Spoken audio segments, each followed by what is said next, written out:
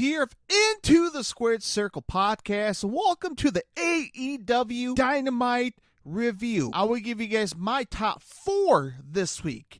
Yes, this past Wednesday on Dynamite was a stick full of dynamite because this episode exploded with action-packed news, surprises, oh man, a hell lot of stuff. So I'm going to give you guys my top 4 and much more. By the way, if you're a new listener, hit the subscribe button right now and give me a 5-star review, no matter what podcast outlets you listen to this fine podcast. And follow me on my social media platforms at Into the Squared Circle Podcast or type in Into the Squared Circle Pod. That's where I hide at. That's where I played at.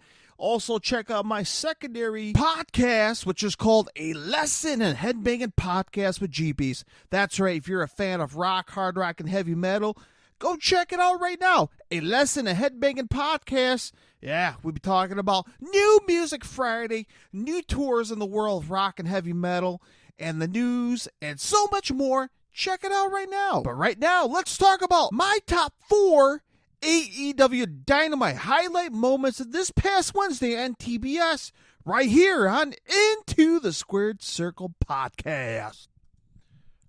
All right, I'm going to let Excalibur, the man in the mask, introduce AEW Dynamite.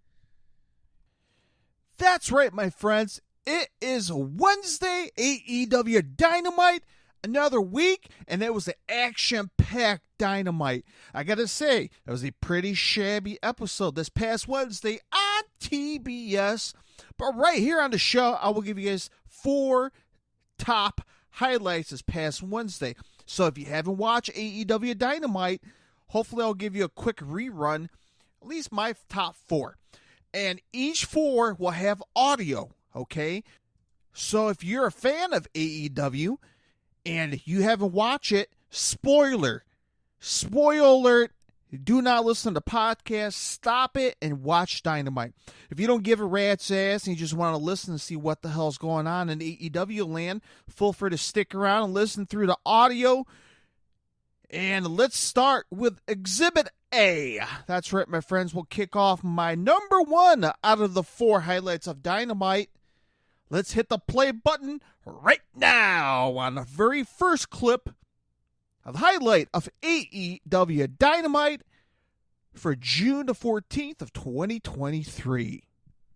And just like that, folks, MJF versus Adam Cole, baby. What a hell of a match. Beautiful. I loved this match. This was a pro wrestling match. I mean, this match had a story. Even though this storyline in general was fairly short because it just came about since last week, this match had everything. This match had every single detail.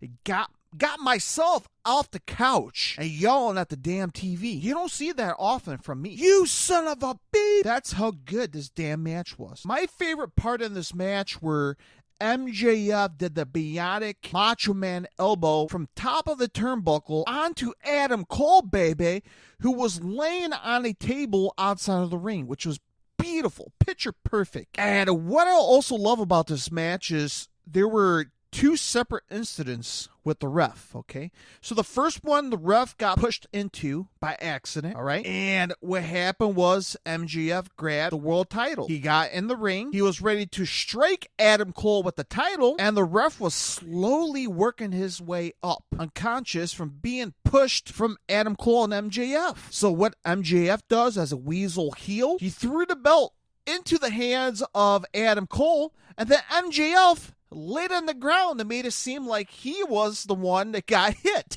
by the title. And he was waiting for the ref to turn around and look. But what the ref did, he stayed down. He actually fell back down. That was perfect. And fans were just fucking loving that part, man. And Adam Cole's like, I got you this time, you son of a bitch.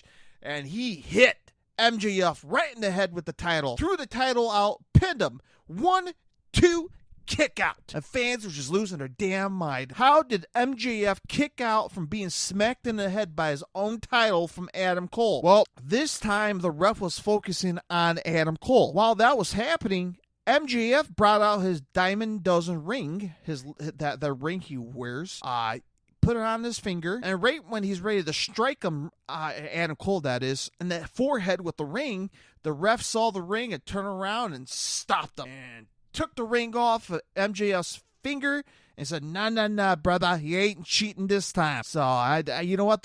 Kudos to the ref, man. Bryce Resberg, hell of a referee. I like this guy. Man, he kept his eye on MJF because he know the dirty tricks this guy will play on Adam Cole. All right, so as you heard the clip and how the match ended, when I watched it live, I was like, this is bullshit. Now a full day has happened. 24 hours later, I thought about it. I'm like, gee, that was a great fucking finish. They fooled me. AEW fooled me. Now, when you heard the clip, Adam Cole was pinning MJF. He did the boom, his finishing move. This is it. MJF will not recover. He will lose his match, and Adam Cole will win the Eliminator title shot. So this match was technically not for the title. It was for a chance for Adam Cole. If he defeated MJF, he will get a future title shot. But what happened was where the ref got to the 2 count, and when his hand was ready for the 3 count, the bell rang. Even I was confused. I'm like, why did the bell ring? He haven't hit the 3 count. And Justin Roberts was like, the match was a time limit draw. MJF retains the world title. And I'm like, oh shit. So there is a time limit for this match. Apparently it was a 30-minute time limit. That's all they got. And to me, I'm used to watching AEW go on shit show mode, and time limit doesn't even matter. But apparently it does matter in this match. And again, as a fan, time limit was not on my mind. And AEW did a great job. They did a great job sneaking that in. So I shouldn't be mad at it. They did a great job putting that in, because I was fooled. I should know better as a pro wrestling fan. And actually thinking about it, you know Justin Roberts see that stuff.